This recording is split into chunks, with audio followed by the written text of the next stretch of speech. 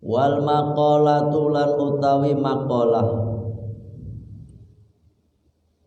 as-sabi'ata asyarata kang kaping 17 qila iku den ngendikaaken den ngendikaake qila iku den ngendikaake tuba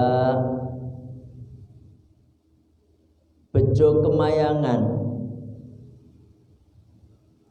tuba bejo kemayangan ai tegese al khairu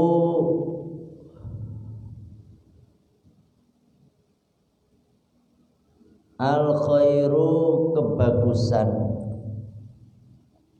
al kathiru kang akeh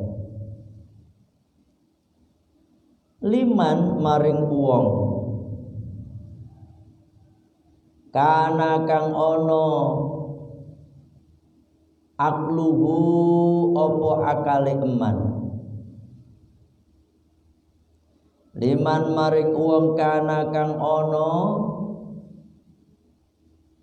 akluhu apa akale eman amiron iku raja amiron iku dadi raja bi ayyuk tada kelawan jento den enut bi ayyuk tada kelawan jento den enut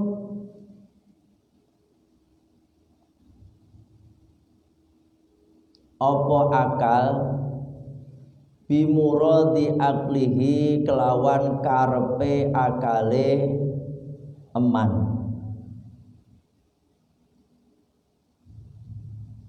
al kamili kang sempurna wa hawa gulan utawi hawa nafsune eman wa hawa gulan hawa nafsune eman ai tegese mailanu nafsihi condong nafsune eman ai mailanu nafsihi tegese condong nafsune eman ilama maring perkara latas tagi kang ora seneng apa nafsu ing eman ilama maring perkara latas tagi kang ora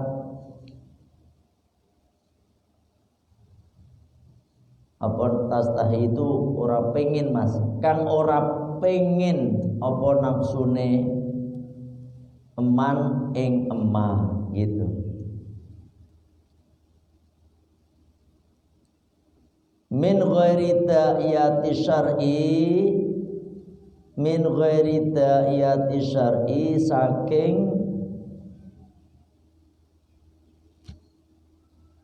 saking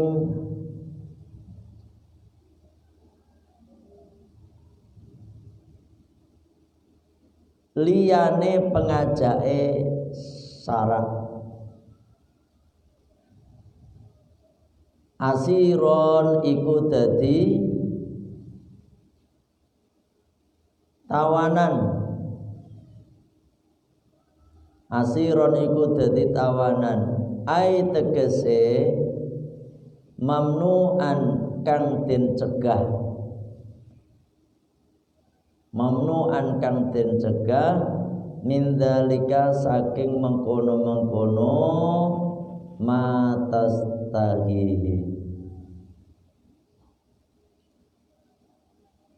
wa wailun lan cilaka wa wailun lan cilaka ai halakun tegese cilaka.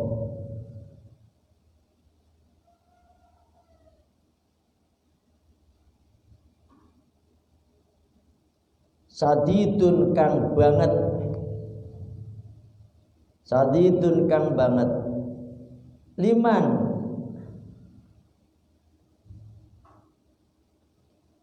keduwe wong kana kang ana hawahu apa hawa nafsune eman, hawahu apa hawa nafsune eman, amiron iku dadi pemimpin. Bi an arsala kelawan yento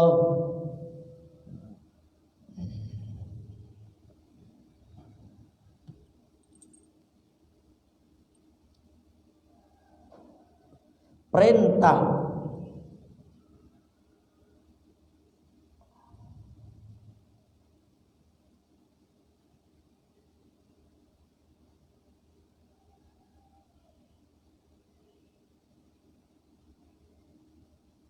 sapa amir ha ing hawa, ya, hawa nafsu, ya, hawa nafsu ila mustahiyatiha maring perkara kang den senengi nafsu, ila mustahiyatiha maring perkara kang den senengi nafsu. Wa aqluhu hale utawi akale eman asiron iku tawanan, ai tegese mamnu'an den cegah min nahwi tafakuri saking umpamane mikir-mikir,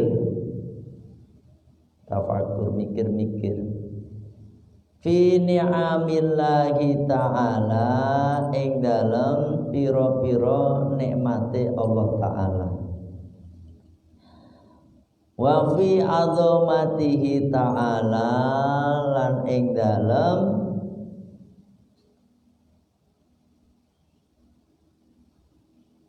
keagungane Allah Ta'ala.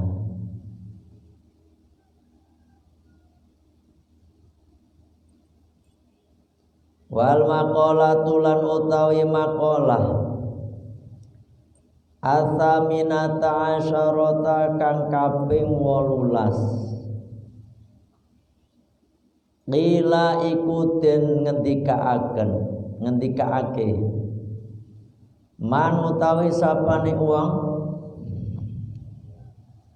taroka iku ninggal sapa man adzunuba ing pira-pira dosa, rokok mongko tipis qalbuhu apa atine eman, fayak balu mongko bakal nrimo apa qalbun, fayak balu mongko bakal nrimo apa qalbun an nasihata ing nasihat, wa yakhsha'ulan khusyuk apa qalbun laha maring nasihat.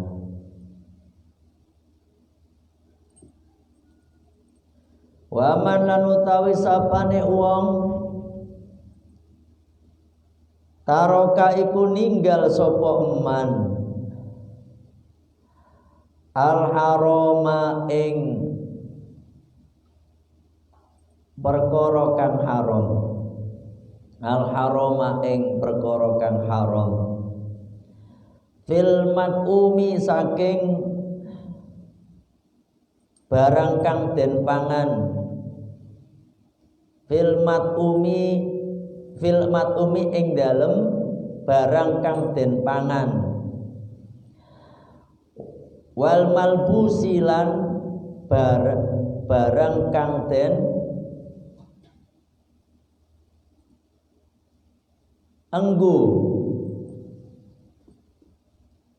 wa ghairihima lan liyane mat'um wal malbus.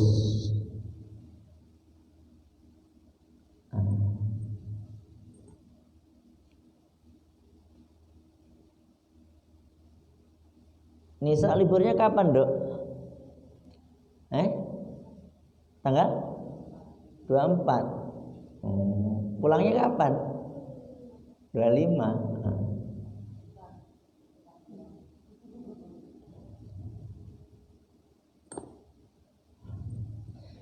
Bismillahirrahmanirrahim. Kita lanjutkan makalah yang ke-17. Wal maqalatu lan utawi dan adapun maqalah as-sabi'ata asyarata yang ke-17.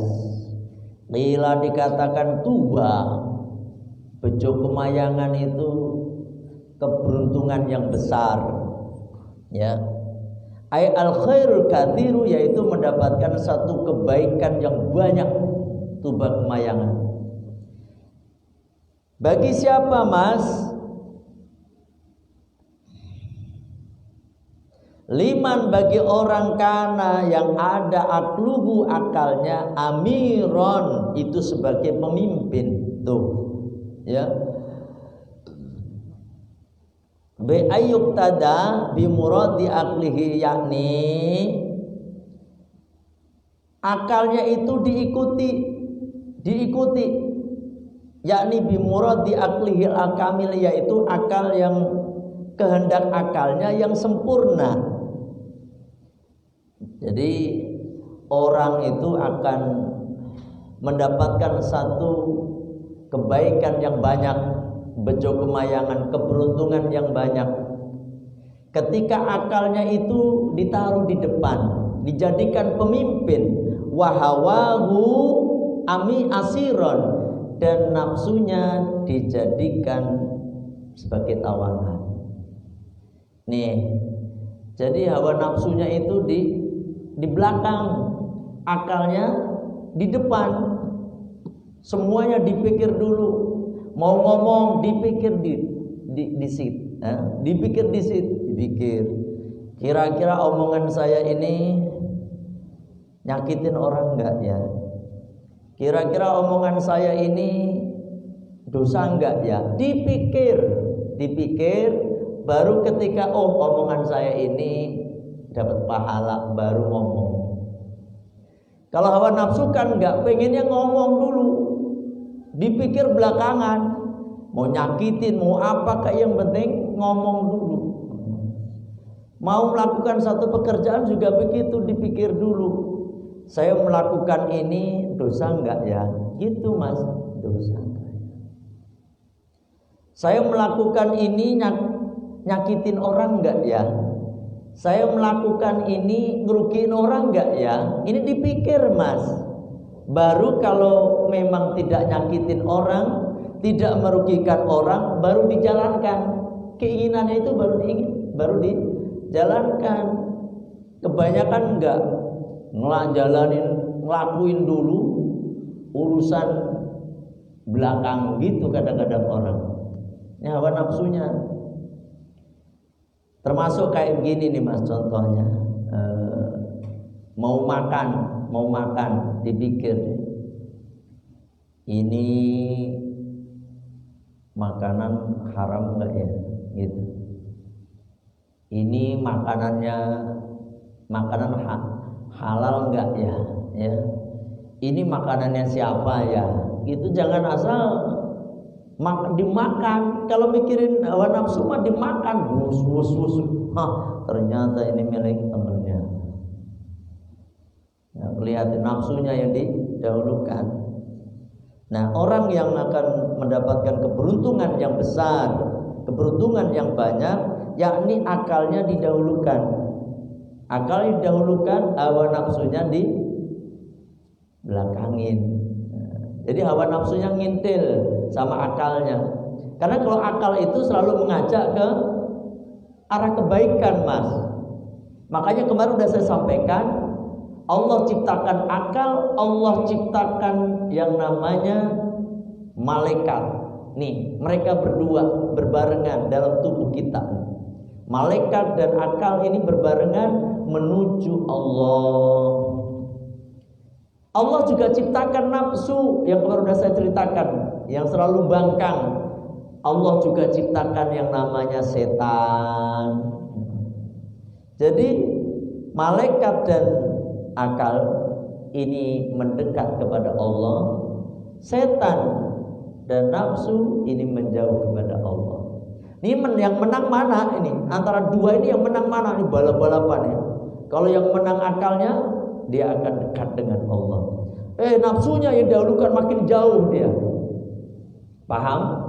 Kalau dia nurutin nafsu, maka ingat sifatnya nafsu itu menjauh dari Allah. Menjauh dari Allah. Setan pun sama. Setan itu menjauh dari Allah. Kalau kita mengikuti nafsu, kita ngikutin setan, semakin jauh kita dengan Allah. Kalau kita ngikutin akal kita nih, ngikutin malaikat. Makanya kalau di film-film ini, malaikat dibayangkan seperti orang yang pakai jubah putih, ngomongin buruan sholat, mumpung belum mati, buruan. Ini pakai serba hitam, digambarkan setan sama nafsu ini. Tar aja sholat tetar, udah tua. Sekarang masih muda, ngapain muda-muda getol amat tuh. Kata si setan sama nafsu ini, udah sekarang mumpung masih muda, poya-poya sono. Gitu, Mas. Ini menang yang mana ini? Kalau kita ngikutin ini, kita akan selamat. Ngikutin ini, kita bakal celaka. Paham?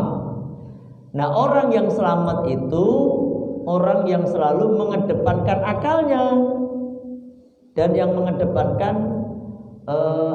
dan membelakangkan nafsunya, gitu keinginannya. Itu orang yang selamat tuh. Bejo kemayangan. Wawailun dan akan celaka, dan celaka ay halakun syadidun, celaka yang amat sangat. Liman bagi orang kana yang ada hawa nafsunya amir sebagai pemimpin tuh. Ini sebaliknya, ini akan celaka bagi siapa? Bagi yang mengikuti nafsunya, hawa nafsunya dikedepankan, akalnya dibelakangin. Waqluhu asiron, dan akalnya sebagai tawanan. Ini akan celaka. Makanya kita hendaknya selalu berpikir, Mas, mengedepankan akal. Apapun yang akan kita lakukan, hendaknya kita pikirkan, ini kira-kira menyusahkan orang enggak? Ini kira-kira bikin saya beruntung enggak? Beruntung di akhirat maksudnya. Nah, seperti itu. Paham ini, paham? Karena apa? Kalau yang celaka tadi liman bagi orang kana yang ada hawa nafsunya, amiron sebagai pemimpin, sebagai raja, bi'an arsalaha, dengan menyuruh itu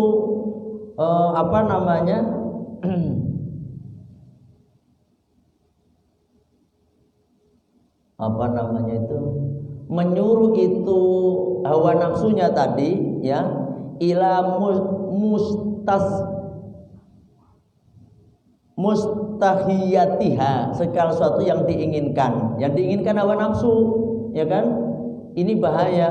Wa aqluhu, dan akalnya asiran sebagai tawanan, yakni mamnu'an, dihalang-halangi min nahwi tafakuri, dari berpikir fi ni'amillahi ta'ala, dari nikmat-nikmat Allah, fi azamatihi, dan keagungan Allah. Nih, Yang kedua, orang yang lawan beruntung, yakni orang yang celaka, yakni yang menjadikan hawa nafsunya sebagai pemimpin, akalnya dijadikan sebagai tawanan. Akhirnya apa? Akalnya itu dihalang-halangi dari berpikir pada nikmat-nikmat Allah, dihalang-halangi berpikir dari mengagungkan Allah. Nah, ini celaka orang seperti ini, ya. Ini bab yang ke-17, yakni hendaknya kita selalu mengedepankan akal. Wal maqalatu, dan adapun maqalah atsaminata asyarata yang ke-18. Qila, dikatakan, man barang siapa taroka yang meninggalkan adzunuba, macam-macam dosa, roko maka akan tipis kolbuhu, hatinya, yakni fayaqbalu maka akan bisa menerima nasihat, wayasahu dan khusyuklah pada itu nasihat. Tuh, nih makalah yang ke-18. Barang siapa yang meninggalkan dosa, maka hatinya akan tipis. Hati itu tipis itu lunak, rokai lunak. Hati itu ada yang lunak, ada yang keras. Nah, ada yang lunak, ada yang keras. Nah, kalau hati yang lunak, ya, hati yang lunak itu bisa menerima nasihat, gampang dinasehati. Itu tuh, ya, gampang dinasehati. Sholat mas, nggih sholat. Ngaji mas, nggih. Gampang sekali, ya kan? Kalau dituturin, didengerin aja khusyuk, terus dijalankan, hatinya tipis. Beda dengan hatinya yang hatinya lunak. Beda yang hatinya yang keras. Denger ngaji marah, diajak ngaji ngojak ngaji baik gitu. Dengar adzan marah. Siapa sih yang adzan ini? Ya toh? Mau datang bulan Ramadan, puasa lagi. Tuh, hatinya udah keras nih. Hatinya udah mulai keras. Ngelihat orang melakukan satu kebaikan, dia gak suka. Ada orang yang sedekah, apa hatinya yang keras tuh? Pamer. Hati-hati itu mas, ya. Pokoknya melihat itu orang itu jelek aja pokoknya. Nggak ada yang bagus dirinya sendiri. Ini ciri-ciri hatinya yang keras. Hati keras, susah menerima nasihat. Disuruh melakukan satu kebaikan, nolak hatinya. Ini yang keras hatinya. Sebaliknya, kalau hatinya lembut, masya Allah, gampang nangis. Lagi berzikir, ingat Allah, nangis. Ini nih hatinya yang lunak, lembut, senang melihat kebaikan. Kalau ada orang melakukan satu kebaikan dia bahagia betul. Ini namanya hatinya lembut, gitu. Paham mas? Jadi susah menerima nasihat. Kalau orang-orang yang hatinya keras, sah. Waman barang siapa taroka yang meninggalkan al-harama, perkara haram fil mat'umi, perkara yang dimakan, wal malbusi, dan perkara yang dipakai, wa ghairihima, dan selain keduanya. Oh, ini nih,